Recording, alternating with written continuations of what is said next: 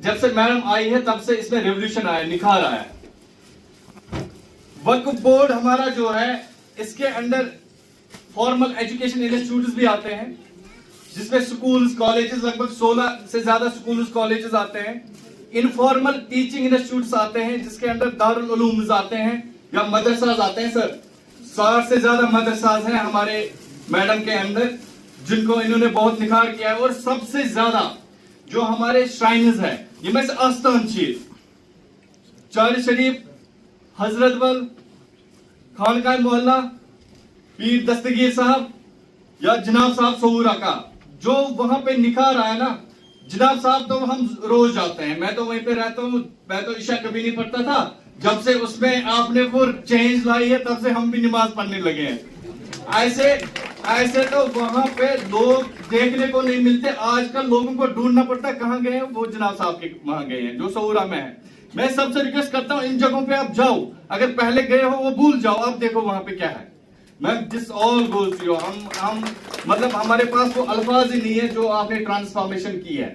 صرف اسی لیے نہیں, دیکھیے یہ ہمارے لیے ایک ایگزامپل ہے. دیکھو ہمارے بیچ میں کتنی لیڈیز ہیں, آپ کے لیے ایک ایگزامپل ہے. آپ دیکھو انہوں نے سنبھالا ایک عہدہ, اس میں کتنی ٹرانسپیرنسی, کتنی اکاؤنٹیبلٹی, کتنا ریونیو کا ٹرانسفر, ڈبل کیا ٹرپل ریونیو کیا اپنے وقف بورڈ کا جو اوقاف ہے اس کا پلورل ہے, اس کا ڈبل ریونیو ہو گیا. اور ریونیو جنریشن کے پلانز ان کے فیوچر میں کیا ہے. ابھی اگر ہمارے انڈر سکولز ہے, دارالعلومز ہے, شرائنز ہے, یا کچھ آپ یہ سوچ رہے ہیں ملٹی-پلیکسز کے گیسٹ ہاؤسز جو کچھ بنے ہوئے ہیں آلریڈی, اور اس سے کیا ہوگا, سب سے بڑی چیز ہمارا جو صوفی یہاں پہ وہ تھا وہ برقرار رہا, ہمارا جو کلچر ہے وہ برقرار رہا, سینکٹیٹی ہماری برقرار رہی. کشمیر کس سے جانا جاتا ہے؟ کشمیر کا ٹوریزم اس لیے نہیں ہے کہ کشمیر بہت بڑھیا دکھتا ہے, یہاں برف بہت بڑھیا ہوتی ہے, نہیں, یہاں کا کلچر صوفیانہ, یہاں کے شرائنز, اس میں آرٹ ہے, اس میں آرکیٹیکٹ ہے, اس میں بہت کچھ ہے جو یہاں پہ تھوڑا سا کم ہو گیا تھا, لیکن آپ کے آنے سے وہ نکھار اس میں واپس آ گیا. بہت بہت دھنیہ واد آپ کا, آپ نے تو پورا ٹرانسفارم ہی کیا اس میں. اور اس کے علاوہ انہوں نے جو ایمپلائمنٹ جنریشن اور ریونیو جنریشن وقف میں, وہ تو قابل تعریف ہے.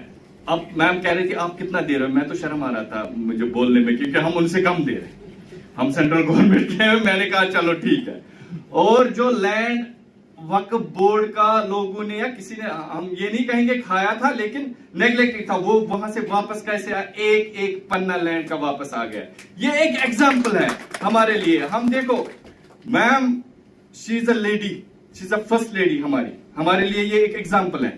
آپ سب لوگ ہو, آپ سیکھو کیا کر سکتا ہے ایک شخص, کتنا کر سکتا ہے جو 70 سال 75 سال میں نہیں ہوا ہے, وہ ان کے لیڈرشپ میں ہوا ہے. Hands up to you madam, thank you so much for your blade efforts for transforming this Waqf board in general اور overall Kashmir development in particular.